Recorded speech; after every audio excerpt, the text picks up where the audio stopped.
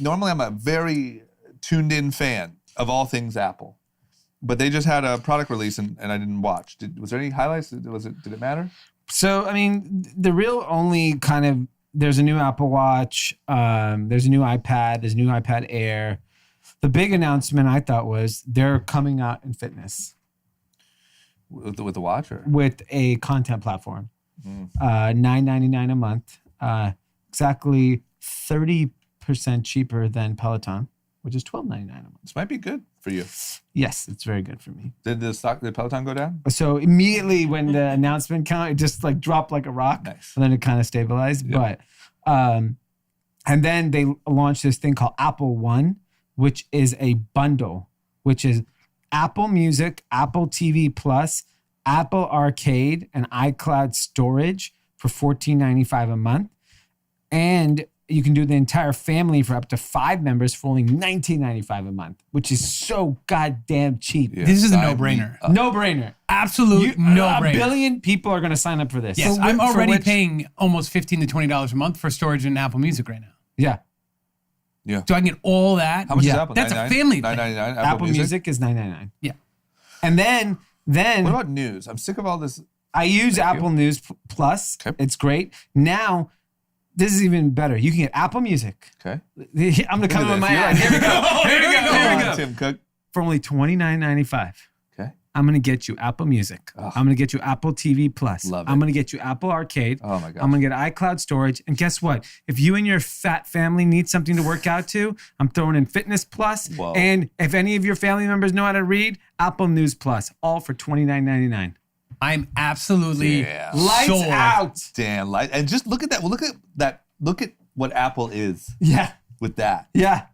So you know, obviously this happened during a Peloton investor conference, and they asked him like literally on the spot, because he probably didn't know it was coming. Yeah. And they're like, look, it just legitimizes what we're doing. Look, at the end of the day, Peloton's still selling hardware. Where I think the Peloton flaw is, he came out today and said that he thinks they can get 100 million subscribers. He said there's 200 million gym goers in the world, and he can get half of them. Only him. All gym goers? Yes. Worldwide. Can you imagine if we're talking about people that go like, sorry.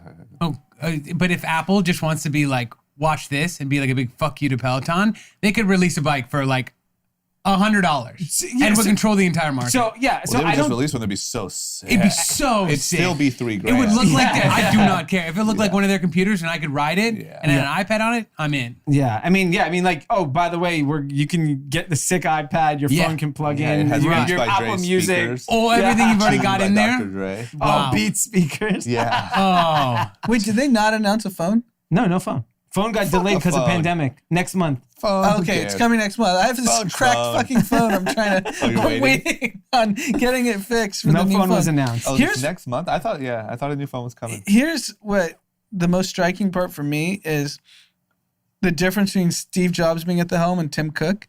Tim Cook is a profit cash machine. He knows how to extract so many more dollars out of every Apple user. He doesn't care about selling more iPhones because he already got you on the platform. Yeah. And here's all these other services. Yeah. Then you think about Steve Jobs, and this is why, like, similar to like an Elon Musk, if he was around, the stuff he would have been coming up with, it would be mind blowing. I mean, he was talking about podcasts as the future in 2005. Yeah. 2005. That's pre-iPhone. Well, he was, beyond visionary. He's like, we should be consuming long form audio like this, and talked about how it's going to be the next huge wave. In 2005, no one knew what a podcast was. No, I wish I would have listened to that. Imagine if you started a group chat in 2005. We'd be billionaires. Oh my God. You would be Joe living in Rogan. Austin with Joe Rogan. Well, Bill Simmons sold shit. for $250 million, and Joe Rogan's clipping $100 million a year. That's our benchmark. The rumor that seems relatively believable is that Joe Budden left Spotify because he asked for $250 million. No way. Yeah, that's the rumor. And that's why he went and trashed them? Yeah, and he said, "Fuck you," then.